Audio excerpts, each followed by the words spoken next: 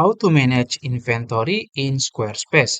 Hi guys, welcome back to my channel. In today's tutorial, I'm going to show you step by step how to manage your product inventory in Squarespace.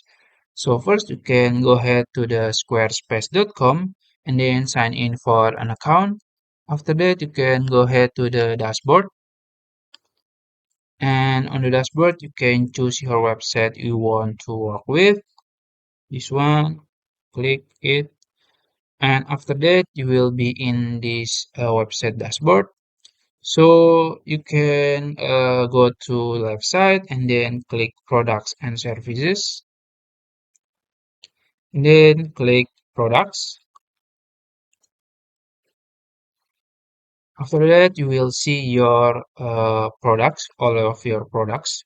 So as you can see in the stock, there is unlimited stock. You don't have a exact number. So we're gonna edit it.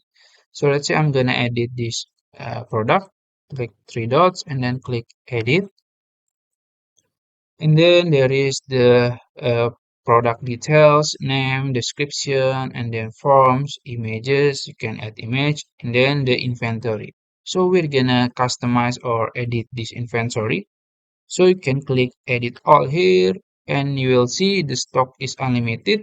We're gonna edit it, we're gonna deactivate it. Let's say it's 10 or something like that. Deactivate it,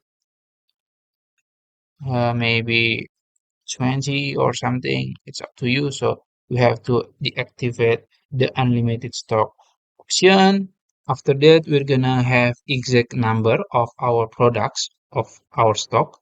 So you can also click manage option here and you will see you can add options. So I have three options here, long sleeve, yes or no, and then for the size and the color. So maybe you want to add option, maybe material or custom option. It's up to you. After that, you can just click save.